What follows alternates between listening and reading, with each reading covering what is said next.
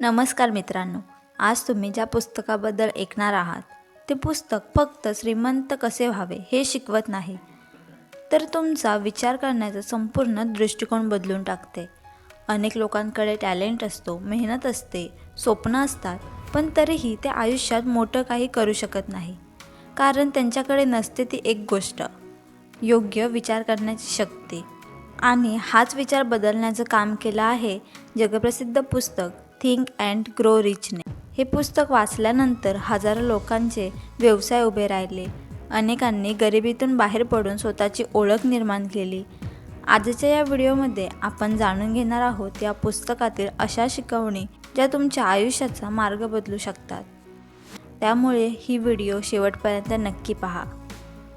Think and grow rich हे पुस्तक लिहिलं आहे नेपोलियन हिल यांनी. त्यांनी जवळपास 20 वर्ष जगातील सर्वात यशस्वी लोकांचा अभ्यास केला. उद्योगपती, संशोधक आणि उद्योजक यांसारख्या लोकांच्या अनुभवांमधून त्यांनी यशाची समान तत्त्वे शोधून काढली. या पुस्तकाचा मुख्य संदेश असा आहे की प्रत्येक मोठ्या यशाची सुरुवात मनात होते. पुस्तकातील पहिली आणि सर्वात महत्त्वाची शिकवण आहे तीव्र इच्छा. फक्त मला यशस्वी व्हायचं आहे असं म्हणणं पुरेसं नसतं. तुमच्या ध्येयासाठी मनात जळणारी इच्छा असली पाहिजे.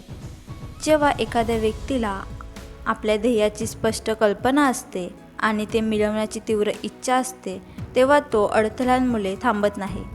अनेक लोक स्वप्न पाहतात, पण काहीच लोक त्या स्वप्नांसाठी पूर्णपणे झोकून देतात.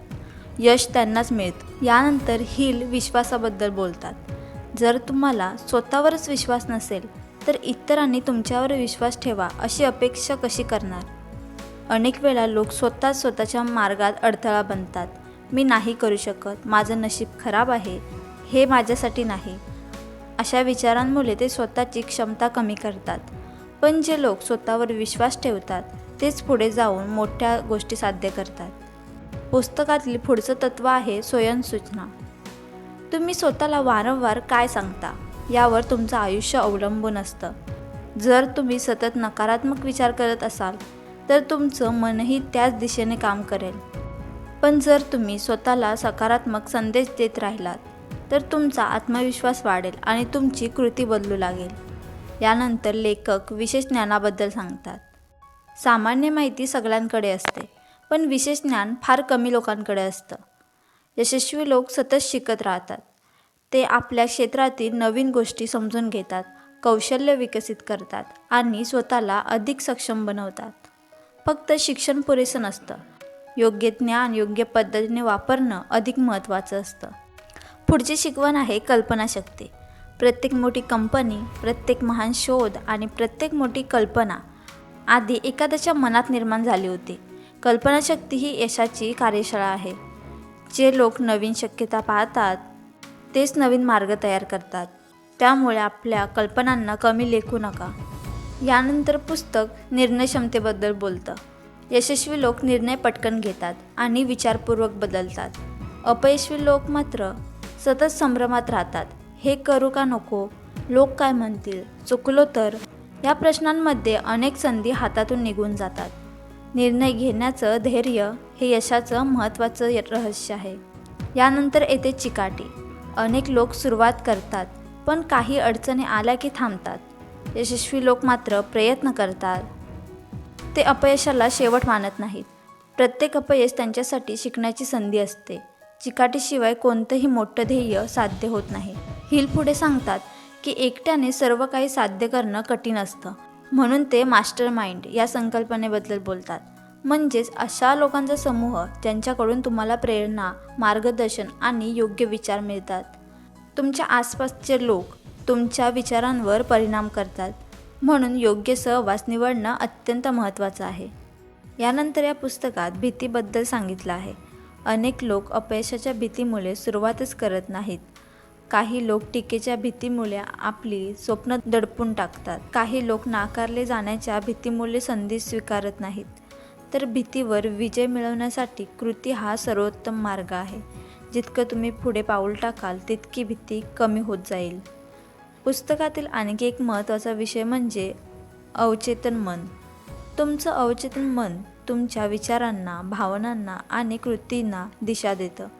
जर तुम्ही सतत सकारात्मक विचार, स्पष्ट ध्येय आणि आत्मविश्वास यांना मनात स्थान दिलं, तर तुमचं अवचेतन मन तुमच्या यशासाठी काम करू लागतं.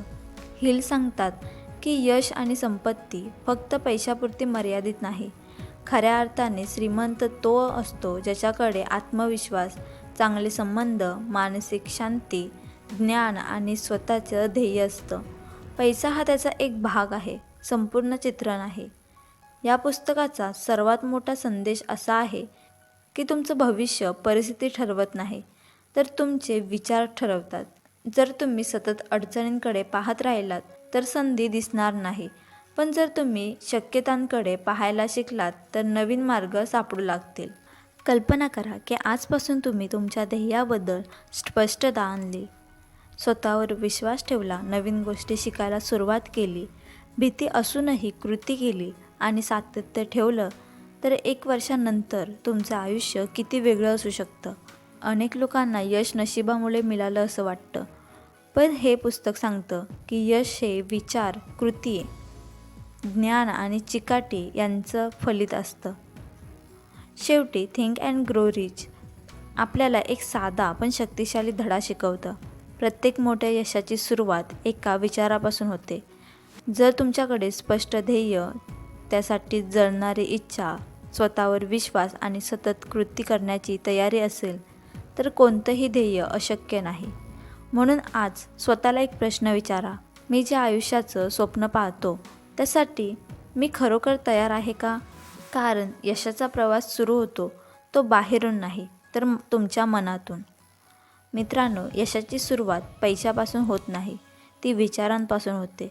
तुमच्या आयुष्यात जर कोणतीही परिस्थिती असो, तुमच्याकडे कितीही अडचणी असोत, जर तुमच्याकडे स्पष्ट ध्येय, स्वतःवर विश्वास आणि सतत प्रयत्न करण्याची तयारी असेल, तर तुम्ही तुमचं भविष्य बदलू शकता. लक्षात ठेवा, प्रत्येक मोठं यश एकेकाळी फक्त एका विचाराच्या रूपात अस्तित्वात होतं. म्हणून तुमच्या स्वप्नांना कधीही कमी समजू नका. आज तुम्ही जे विचार करतात तेच उद्याचं तुमचं वास्तव बनू शकतं.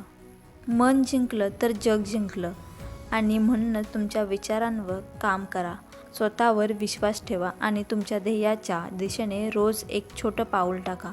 जर या पुस्तकाच्या सारांशमधून तुम्हाला काहीतरी नवीन शिकायला मिळालं असेल, तर ह्या व्हिडिओला नक्की लाईक करा. अशाच जगप्रसिद्ध पुस्तकांच्या सविस्तर मराठी सारांशसाठी आपल्या चॅनलला सबस्क्राईब करा.